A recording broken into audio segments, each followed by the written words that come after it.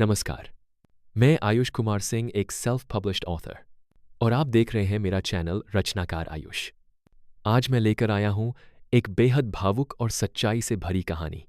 निशब्द प्रतिष्ठा, एक कलाकार की पीड़ा, एक पिता का मौन संघर्ष और एक समाज की बेपरवाही। तो आइए चलें एक ऐसे सफर पर जहां कला मौन हो जाती है और आत्मा सवाल पूछती है। गंगा के उत्तरी तट पर बसा नवग्रहपुर गांव बरसों से बाढ़ की थपेड़ों को सहता आया था, पर हरे धान के खेतों और सतुआ की मीठी गंध ने वहां के लोगों की रगों में उम्मीद घोल रखी थी। उसी गांव की 20 फुट चौड़ी गली के आखिरी सिरे पर झील के किनारे एक छोटा सा मिट्टी का घर था, जिसकी चौखट पर अक्सर बांसुरी की करुण धुन तैरा करती। वह बांसुरी फूंकता था विद्याधर मलिक, 34 वर्षीय काष्ठ शिल्पी, जो सूखी अरहर की लकड़ियों से बांसुरी बनाता और हाट में बेचता। उसकी पत्नी जानकी रसदार आमों सी मीठी और हवाओं सी नर्म थी, और उनकी 7 साल की बेटी मीरा आंखों में सपनों के मौसम बोए घूमती थी। विद्याधर की बांसुरी में गांव के सूर्योदय का दर्द और चांदनी की उदासी घुली रहती, मगर उसी धुन में एक अदृश्य भय भी रहा, हर बरस आने वाली बाढ़ का भय। जून के आखिर में बादल अनहोनी के अश्लील बिछोने तान देते और गंगा उफान मारती तो साथ लाती मिट्टी, पशु और उन सपनों को भी जो लोगों ने मकानों की दीवारों में चुन रखे थे। यह वर्ष भी कुछ अलग न था, लेकिन इस बार नदी का प्यासा लालच ज्यादा घना निकला।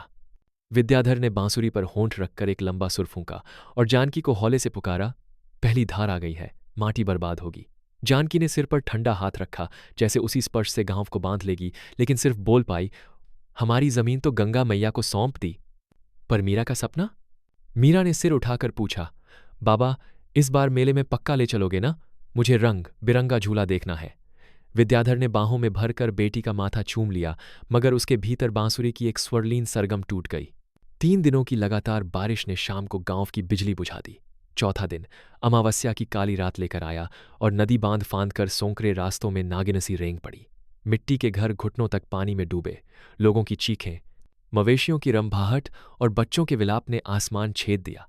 विद्याधर ने पहले जानकी, फिर मीरा को कमर तक पानी में उठाया और टूटी नाव की ओर दौड़ा, पर नाव नदी के थपेड़ों से टकराकर फटी पड़ी थी। गांव के दूसरे लोग स्कूल की पक्की इमारत की छत पर जा छुपे, वहीं रात बितानी थी। लेकिन सुबह जब धूप की किरणें काले पानी पर पड़ीं, गांव के 8 घर गायब थे। विद्याधर का घर उन्हीं में एक था। विडंबना यह कि अगले ही हफ्ते सरकार ने राहत शिविर खोल दिए, पर बनिया के पलड़ास से तौलकर राशन बांटा गया। छौंटनी के नियम पहले किनके घर बहे, फिर कितने सदस्य पर चल रहे थे, और विद्याधर, जिसकी झोपड़ी मिट्टी के साथ गंगा में घुल गई थी, सूची से बाहर रह गया। 3 दिन तक शिविर के टीन शेड तले चावला कद्दू खाकर जानकी की आंखें धूप में तपे ललाटसी सूज गईं। मीरा को तेज बुखार चढ़ा। डॉक्टर ने दवा लिख दी, पैरासिटामोल, खांसी की शीशी, पर दवा के पैसे? विद्याधर की जेब में बचे थे 4 सिक्के। तभी शहर के एक स्वयंसेवी ने कहा, लकड़ी का काम जानते हो? कोलकाता चलोगे तो कॉन्ट्रैक्ट दिला दूं। बाढ़ ने गांव हड़प लिया तो शहर ने अवसर दिखाया। किराए के ठेले पर बैठे बैठे विद्याधर ने घाट की अंतिम सीढ़ी को देखा। पवित्र गंगा रणभूमि बनी हुई थी। आंखों में पानी उतर आया, मगर उसने आंसू भीतर गिट्टी जैसा दबा लिए और शहर का रुख किया। कोलकाता की सड़कें गीली थीं, पर वहां नदियों का पानी नहीं बहता, महंगाई का बहाव बहता था। झुग्गी में मिली जगह और लकड़ी के कारखाने में 14 घंटे की मजदूरी। मजदूरी के डिब्बे में खाते पीने के बाद रोज 25 रुपए बचते। जानकी ने ईंटों का चूल्हा बनाया, खाली बिस्कुट टिन को दिया बना मीरा के बुखार में सिरहाना रखा। शहर के ओवरब्रिज के नीचे रोज शाम को विद्याधर बांसुरी लेकर बैठ जाता। उसके सुरों में गांव की मिट्टी और नदी की महक थी, जिसे सुनते ही राहगीर 2 पल थम जाते। कोई 5 रुपए डाल देता, कोई मुस्कान। लेकिन एक शाम जब उसने मीरा के लिए दवा खरीदी और लौट रहा था, पुलिस के 2 सिपाही धमके अवैध होकर, फुटपाथ ऑक्यूपाई करोगे, चलो थाने। सुर टूटा।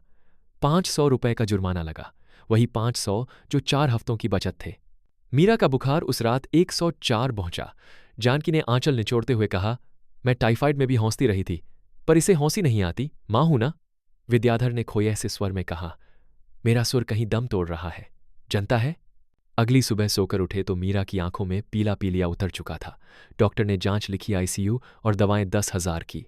जानकी ने दरवाजे पर चुप बैठी नई बांसुरी देखी। विद्याधर रात रात भर जागकर उसे बनाता था, मगर अब वह भी मौन थी। एक अंतिम उम्मीद लकड़ी के कारखाने के मालिक से एडवांस।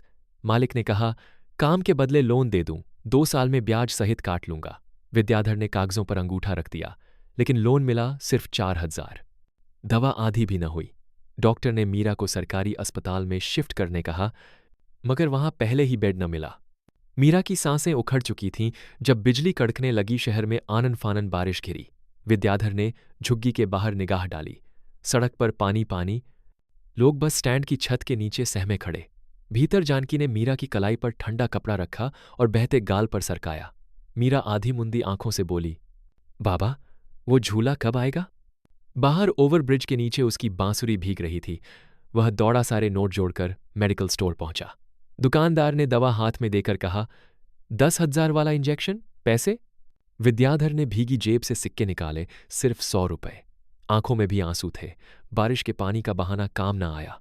उसने बांसुरी आगे बढ़ाई, ये मेरी आत्मा है, मगर रख लो, इंसान बचाओ। दुकानदार चीखा, ये दुकान है, भिक्षा वितरण केंद्र नहीं। विद्याधर भीगे बालों में हताश वापस दौड़ा, लेकिन तब तक झुग्गी के दरवाजे पर भीड़ जमा थी। किसी ने कहा। लड़की का सांस टूट गया। दुनिया लकड़ी सी ठंडी हो गई। जानकी गूंगी सी हो गई। उसने चूड़ियों से चूड़ियां तोड़कर खामोश शोक मना लिया। पुलिस आई। शहर का रिवाज है मौत का पंचनामा। रिपोर्ट में लिखा गया, प्राकृतिक कारण। विद्याधर की बांसुरी उस भीगी शाम के बाद कभी नहीं बज पाई। उसने कारखाने के मालिक को उधारी के पैसे चुकाने के लिए अपनी घड़ी बेच दी। फिर एक रात जब शहर सो रहा था, वह गंगा के पुल पर गया। ऊपर वही नदी थी जो गांव मिटाती रही, और नीचे वही काली मां जिसने उसके सुर चुरा लिए। उसने बांसुरी को चूमा और आंखें मूंद कर नदी में झोंक दी। सुबह अखबार की छोटी सी खबर ने लिखा, गरीब काष्ठशिल्पी ने आत्महत्या की। कोई नहीं जानता था कि उस बांसुरी में कितना गांव पोशीदा था। कोई यह भी न जान पाया कि जानकी ने उसी दिन शहर छोड़ दिया। वह मीरा की राख की पोटली लेकर उसी मिट्टी पर लौट गई जहां जन्म जन्म के संवाद थे। 1 वर्ष बाद नवग्रहपुर की जनता ने बिजली के खंभे तले एक छोटा सा स्मारक बनाया। एक बांसुरी लोहे में ढली, जिसकी छाया शाम होते ही नदी के पानी पर पड़ती।